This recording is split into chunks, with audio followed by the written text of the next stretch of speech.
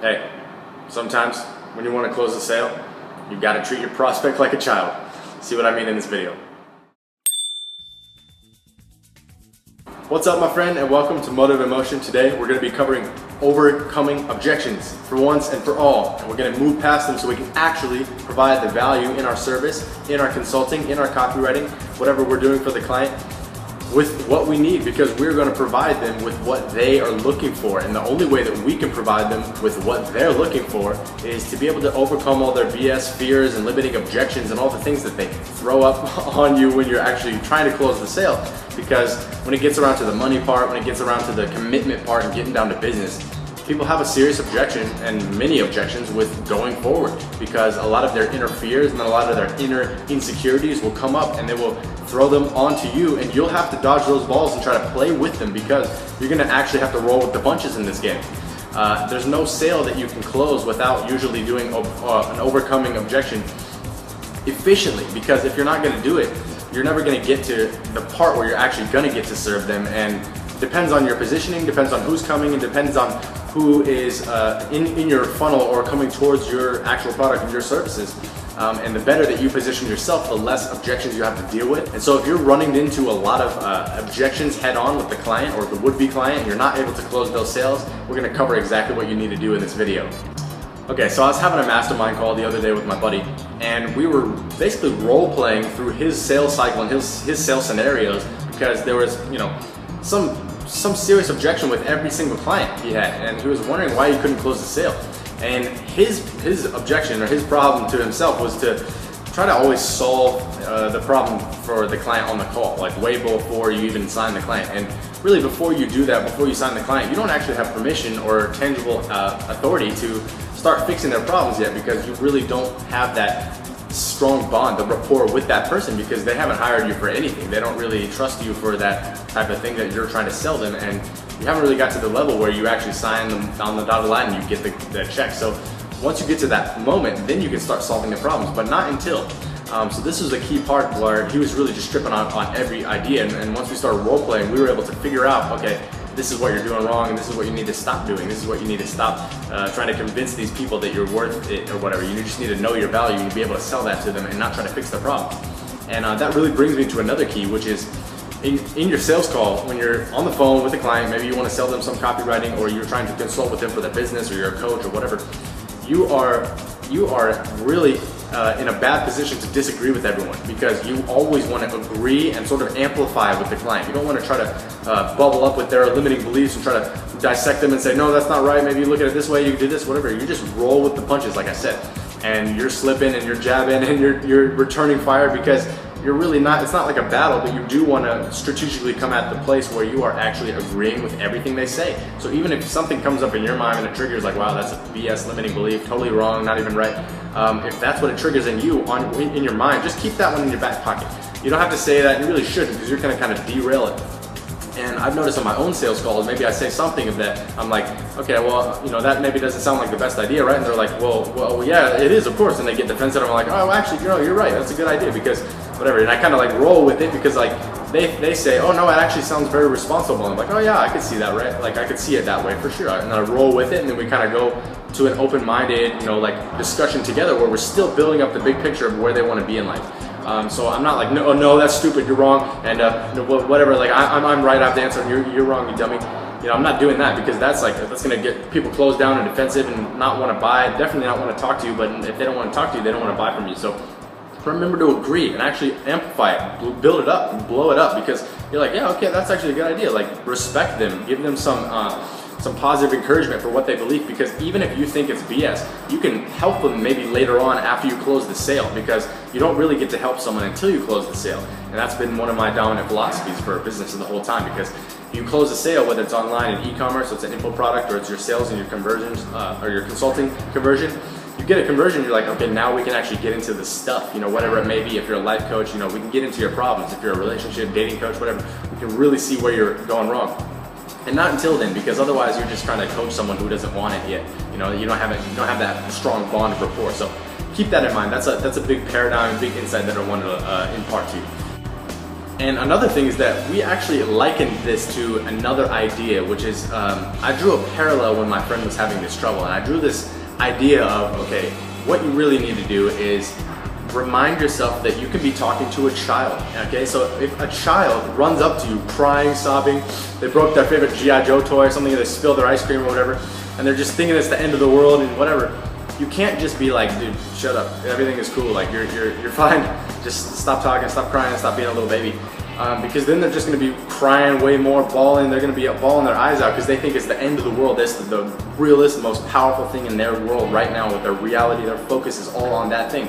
So instead of just being like, no, it's cool, don't worry. And besides, that G.I. Joe is stupid. I mean, G.I. Joe is dumb, whatever. Like I remember playing when I was a kid, but like, dude, you're gonna be with Xboxes, you're gonna be having iPhones and iPads, like just whatever. Like in a few years, just calm down. You know, that's not gonna help anyone. And that's essentially what you're doing with your sales call. You're just trying to say like, no, it's okay, dude. Don't worry about it. Like that's wrong. Your belief is wrong. It's dumb. Let me try to show you the right way.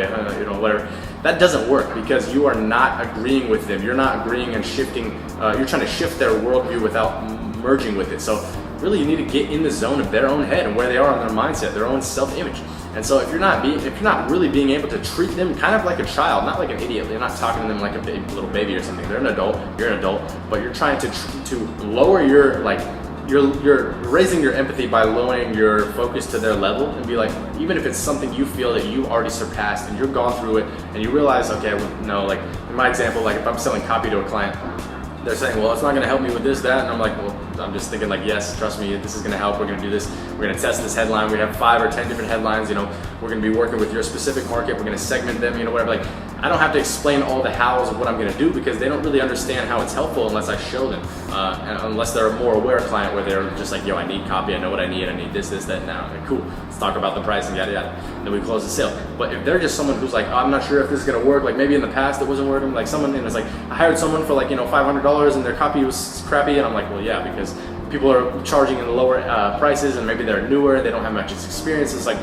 there's a whole bunch of reasons, but I'm not bringing those things up, but well, they bring it up. You're like, well, if that person was new and maybe you didn't know and maybe you didn't try it, and it's like, dude, just chill. Like you just say, okay, well, that's definitely a valid concern, and you acknowledge and you agree and you amplify. And so that's what I mean by treating them like a kid. I don't mean like, you know, treat them like an idiot. I just mean go down to their level and don't say, oh, your G.I. Joe is broken. Well, don't worry. In a few years, you'll be playing with Xboxes and PS4s and probably PS8s by the time you're a big kid, whatever. Like, don't even worry about it now, you know, because they're just like, you know, if you go around the corner with an ice cream, you're gonna be like, hey, buddy, it's okay. Like, you go down to their level and you're like, we're gonna get a new one. They're like, we are. Like, you know, they trust you. They're like, okay. Like, and then everything is okay. Like, you just kind of ease them into it. That's kind of what you need to do with your prospects. And as crude as that sounds, it's the truth because you're aligning with their worldview and you go down to their level. Like when you talk to a kid, you get on your knees and you talk to them eye to eye. You're not just like talking down to them like you're an authority figure, you're better and bigger. And that's kind of what a lot of, you know, school teachers do and what a lot of coaches do. And they're getting down to the kid's level so they can really communicate a message. And what they're doing when they're doing that is that they're getting aligned with where the kid is, because it's hard for, you know, if you're a kid and you're 4 feet tall, you're walking around in a world full of adults and everybody knows their thing. And it's kind of when you grow up a little bit and you recognize all the adults don't really know what they're doing. It's kind of like that, but you don't know that until you're a little bit older. So what good school teachers and good coaches do is they get down on their knees and they get down to the good kids level and they're eye to eye and they're like, look, this is how you're thinking of things and I understand where you're feeling, yada, yada, yada, yada, right? And then they kind of build up from that level. So I want you guys to get on the eye to eye level with your prospects, and this way you can overcome any objection. I'm telling you, it's so powerful. Instead of trying to buck the trend and just be head to head and lock horns with your client or your prospect, you're just trying to agree and vibe with their actual mindset and their view of the world and be like, okay, that is valid and you got some good points, and you show them the way around it. And I like to kind of educate them through that, because a lot of people have not gotten either to the personal development level or the business success monetary level as you. Some people are way above you obviously, but some people have not gotten to the insightful level where you are, you know. So you're like, okay, well, I've passed that. I remember when you were there, or when I was there, I was experiencing that, and that's totally valid and that's totally legitimate. Like that's a legitimate concern. Here's how we can do X, Y, Z. And that's how you get past, together with the solution, you get past the overcome objection, and you be able to slide past the problem that seemed to be the hugest roadblock in the reason that they're not buying or they're not concerned with your expertise or anything that you're trying to do. And so I want to leave you with this one last key thing. when you're closing the sale and you're overcoming objections, you really need to be in their mind frame. So I want you to try to get a very good picture of where they are, but also I want you to understand where they're going, and I want you to help them build that. So collaboratively, you're gonna be helping them build the ideal picture of where they're trying to go, because people don't buy logic, they buy emotions. And they actually justify it with logic. And so in good copy and in good sales, you need to actually justify your emotional pulls and your emotional sales with logic. So you do need to come with logic, but it's normally the secondary post. So the first post, the first pillar is emotion. So people buy their emotional dreamland of what everything could be in the future and how amazing it could be, and how fully actualized they could be, how great they could be with other people, how great their communication skills could be, how sexy they could look, how rich they could be. Like, people dream about this stuff all day long. You do it, I do it. People are trying to get to a certain path. And if you can help them build that ideal picture in your sales call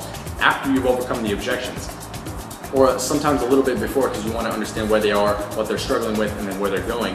That what they're struggling with, middle part, is the little overcome objection type of area.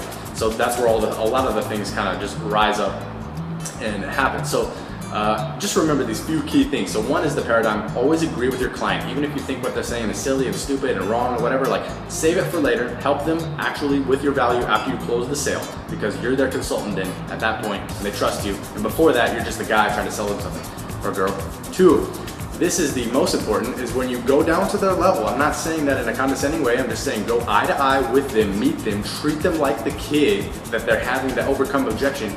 Remember where they are and where you were with your previous struggles, and then how you're gonna help them with that. And number three, guys, is remember to focus on their ideal worldview, where they're trying to go, what is the perfect solution for them, what they really want out of it, why they want to do it, how that can affect other areas of their lives.